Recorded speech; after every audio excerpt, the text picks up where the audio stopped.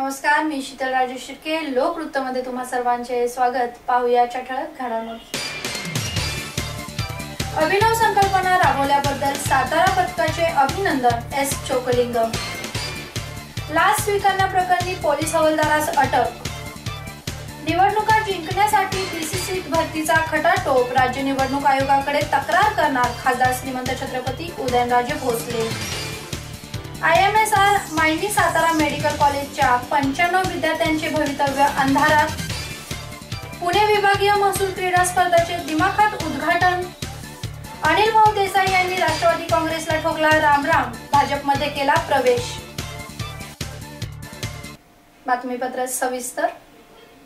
सचित्र पुस्तकाच्या माध्यमातून जिल्ह्यातील जलयुक्त शिवार अभियान अंतर्गत झालेल्या कामांचा अत्यंत चांगल्या पद्धतीने लेखाजोखा मांडला आहे.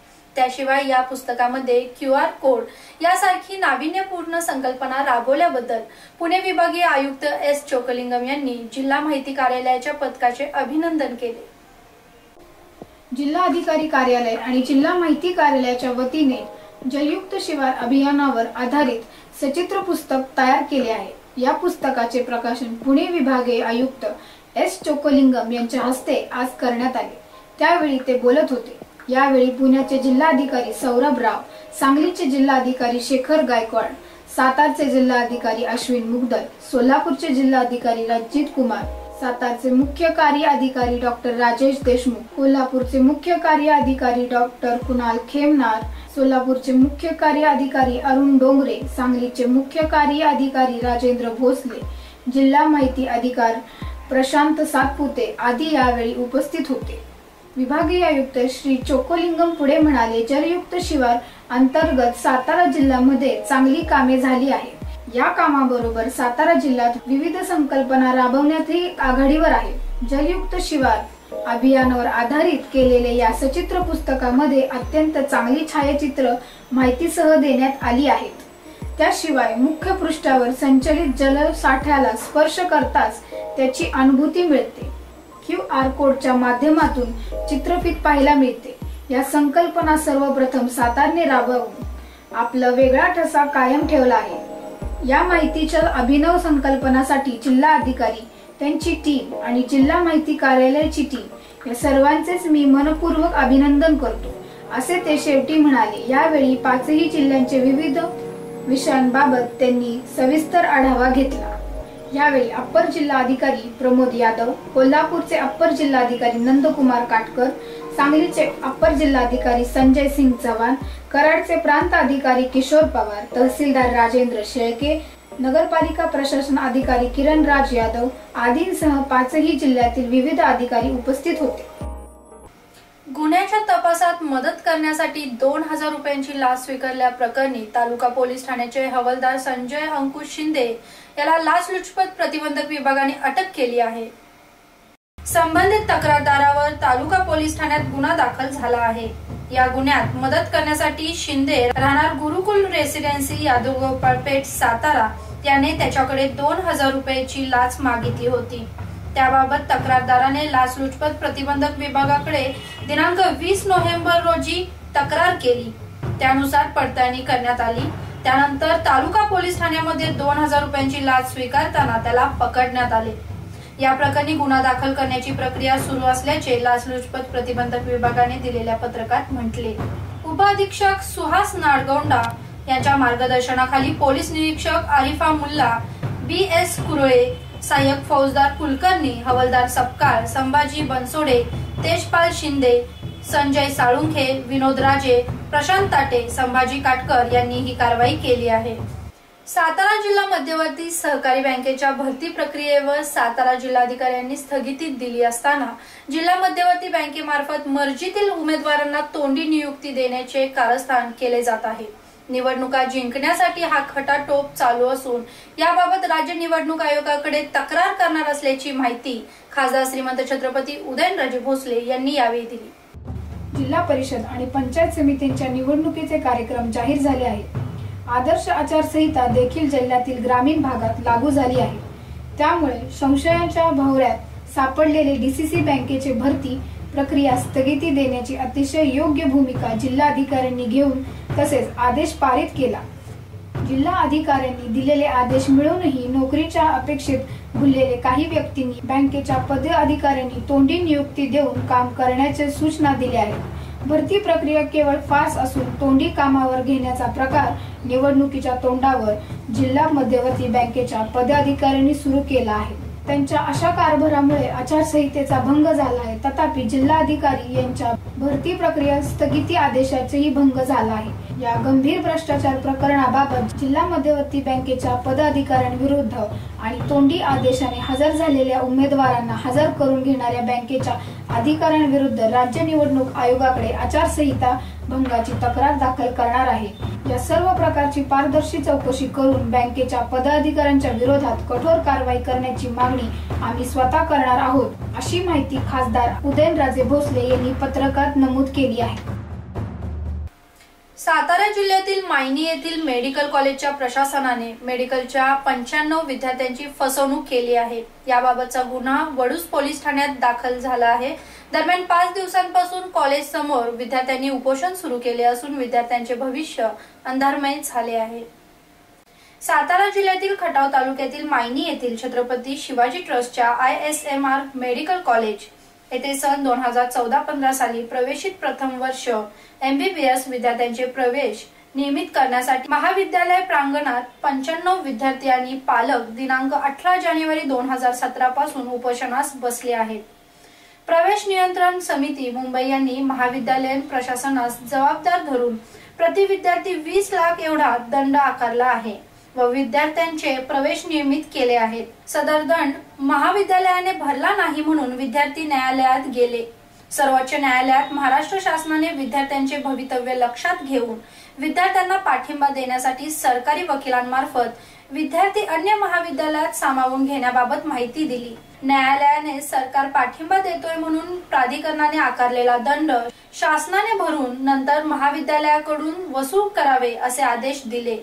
शासनाने विद्यार्थ्यांना मदत करण्यासाठी सदर दंड न्यायालयात भरला आहे। आता महाविद्यालय प्रशासन हा दंड शासनास भरण्यास टाळाटाळ करत आहे आणि भरण्यासाठी 6 महिन्यांची मुदत मागत आहे। परंतु या सर्व 95 विद्यार्थ्यांची सप्टेंबर 2015 मध्ये जी परीक्षा दिली आहे त्याचा निकाल अजून जाहीर झाला नाही। शासनाने या विद्यार्थ्यांचे निकाल जाहीर करून त्यांना अन्य महाविद्यालयात सामावून घेऊन त्यांचे भवितव्य वाचवावे। महाविद्यालय प्रशासनास सरकारने योग्य ती कारवाई करावी अशी मागणी आंदोलक विद्यार्थ्यांनी केली आहे। दरम्यान मेडिकल कॉलेजने शासनाकडे 20 कोटींचा दंड भरण्यासाठी 6 महिन्यांचा कालावधी मागितला असून लवकरच तोडगा काढू अशी सारवासारव कॉलेज प्रशासनाने केली आहे। राज्यभरात शिक्षकांचे सुरू असलेले बाजारीकरण आता जनतेच्या समोर आले आहे। मात्र मेडिकलच्या ऍडमिशनसाठी खोट्या भूलथापा देऊन फसवणूक करणाऱ्यांचे बिंग फुटले आहे। देशभरातून डॉक्टर होण्याचे स्वप्न घेऊन आलेल्या विद्यार्थ्यांना शिक्षण सम्राटच्या दारात बसून उपोषण करून न्यायाची दाद मागावी लागते, हेच मोठे दुर्दैव आहे। आता तरी शासनाला जाग येणार आहे का, हाच खरा प्रश्न आहे। पुणे विभागीय आयुक्त S चोकलिंगम यांच्या हस्ते क्रीडा ध्वज फडकावून व क्रीडा ज्योत प्रज्वलित करून पुणे विभागीय महसूल क्रीडा व सांस्कृतिक स्पर्धेचे दिमाखात उद्घाटन करण्यात आले। यावेळी जिल्हाधिकारी अश्विन मुद्गल, पुण्याचे जिल्हाधिकारी सौरभराव, सांगलीचे जिल्हाधिकारी शेखर गायकवाड, सोलापूरचे जिल्हाधिकारी रणजित कुमार, मुख्य कार्यकारी अधिकारी डॉक्टर राजेश देशमुख, पोलीस अधीक्षक संदीप पाटील, उपायुक्त अजित पवार, अप्पर जिल्हाधिकारी प्रमोद यादव, निवासी उपाधिकारी भारत वाघमारे, प्रांत अधिकारी स्वाती देशमुख पाटील, प्रांत अधिकारी किशोर पवार, तहसीलदार नीलप्रसाद चव्हाण, भूसंपादन अधिकारी अमृत नाटेकर आदी यावेळी उपस्थित होते। क्रीडा स्पर्धाच्या उद्घाटनानंतर तहसीलदार विवेक जाधव यांनी सर्व उपस्थित खेळाडूंना क्रीडा शपथ दिली। यानंतर विभागीय आयुक्त S चोकलिंगम म्हणाले, महसूल विभागातील अधिकारी कर्मचारी आपल्या आरोग्याची काळजी घेत नाही। कुठेही जाण्यासाठी गाड्यांचा वापराचा प्रमाण वाढला आहे। हे आरोग्यासाठी धोकादायक आहे। प्रत्येक तासानंतर खुर्चीवरून उठून कमीत कमी 5 मिनिटे उभे राहावे किंवा चालावे। आजच्या पिढीला खेळाचे महत्त्व माहित नाही, ते त्यांना पटवून सांगितले पाहिजे। खेळांमधून अनेक जण पुढे आले आहेत, त्यांनी राज्याचे देशाचे नाव मोठे केले आहे। पुणे विभागाने राज्यस्तरीय होणाऱ्या स्पर्धेत पहिला क्रमांक पटकावला पाहिजे असे आवाहन करून त्यांनी सर्व खेळाडूंना शुभेच्छा दिल्या। प्रास्ताविकता जिल्हाधिकारी अश्विन मुद्गल म्हणाले, क्रीडा स्पर्धेचे आयोजन करण्याचे यजमानपद मिळाले ही अभिमानाची गोष्ट आहे। महसूल विभागातील अधिकारी कर्मचारी कामामुळे आरोग्याकडे दुर्लक्ष करतात। आपली मरगळ दूर करण्यासाठी व ताजे तवाने राहण्यासाठी अशा क्रीडा स्पर्धा महत्त्वाच्या आहेत। पुणे विभाग क्रीडा स्पर्धा 5 जिल्ह्यात समावेश असून यामध्ये 600 खेळाडूंचा सहभाग आहे। क्रीडा स्पर्धा ताणतणाव कमी करण्यासाठी उपयुक्त ठरतात। अशा क्रीडा स्पर्धांमधून सांघिक भावना वाढीस लागते। पुणे विभागातील क्रीडा स्पर्धांमध्ये 19 क्रीडा प्रकाराचा समावेश आहे।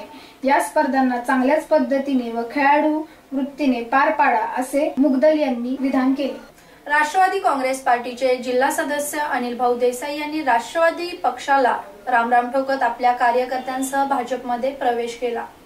दरम्यान चंद्रकांत दादा पाटील यांनी म्हसवडमध्ये झालेल्या भव्य शेतकरी मेळाव्यात त्यांचे पक्षामध्ये स्वागत केले। जिल्हा सदस्य अनिल भाऊ देसाई यांनी भाजप पक्षामध्ये त्यांच्या 1000 कार्यकर्त्यांसह प्रवेश केला आहे। म्हसवड येथे झालेल्या शेतकरी मेळाव्यात बोलत असताना ते म्हणाले, आम्ही भाजपमध्ये प्रवेश करताना कोणतीही अपेक्षा ठेवून आलो नाही किंवा काही मागायलाही आलो नाही आणि जे काही मागणार आहोत ते वैयक्तिक नाही तर लोकांच्या हितासाठी मागणार आहोत। माण तालुका हा दुष्काळी भाग आहे। या दुष्काळी भागात कमल फुलवल्याशिवाय आम्ही राहणार नाही असे वचन देखील अनिल भाऊंनी यावेळी दिले। दरम्यान या कार्यक्रमाला माननीय चंद्रकांत दादा पाटील यांनी त्यांचे पक्षामध्ये स्वागत केले व यावेळी बोलत असताना ते म्हणाले, वर्षानुवर्ष राष्ट्रवादी काँग्रेसची साथ सोडून ही मंडळी भाजपमध्ये आली आहे। पक्ष त्यांच्या कर्तृत्वाची कदर करेल असा मी शब्द देतो। तसेच राष्ट्रवादीतील राज्यकर्त्यांची झोप उडाली असेल असा टोलाही त्यांनी यावेळी लावला। या कार्यक्रमाला भारतीय जनता पार्टीच्या उपाध्यक्षा कांताताई नलवरे, आमदार प्रवीण दरेकर, माजी आमदार डॉक्टर येळगावकर यांच्यासह इतर मान्यवर उपस्थित होते। पोलीस मुख्यालय सातारा येथे कार्यरत असणारे सफाईगार श्रीमती सुनीता अंकुश सावंत व शंकर श्याम मंगवाने यांना पोलीस अधीक्षक संदीप पाटील यांनी सेवेतून निलंबित केले आहे। आजाराचा बहाणा करून रुग्ण निवेदन करणे, रुग्ण निवेदन केल्यानंतर वैद्यकीय अधिकारी यांनी दिलेला सल्ला तसेच उपचाराची कागदपत्रे सादर न करता दीर्घकाळ कर्तव्यावर जाणीवपूर्वक गैरहजर राहून कामचुकारपणा व बेशिस्तपणाचे गैरवर्तनाचा ठपका ठेवून दोन्ही सफाईगार कर्मचाऱ्यांना माननीय संदीप पाटील पोलीस अधीक्षक सातारा यांनी सेवेतून निलंबित करून त्यांचे विरुद्ध खातेनिहाय चौकशीचे आदेश दिले आहेत। सफाईगार श्रीमती सावंत यांच्या विरुद्धची प्राथमिक चौकशी सहाय्यक पोलीस निरीक्षक दहिवडी पोलीस ठाणे तर सफाईगार शंकर श्याम मंगवाने यांच्या विरुद्धची प्राथमिक चौकशी सहाय्यक पोलीस निरीक्षक पाचगणी पोलीस ठाणे यांच्याकडे देण्यात आली आहे। हे होते आजचे लोकवृत्त। उद्या पुन्हा भेटूया पुढील बातमीपत्रामध्ये। तोपर्यंत नमस्कार।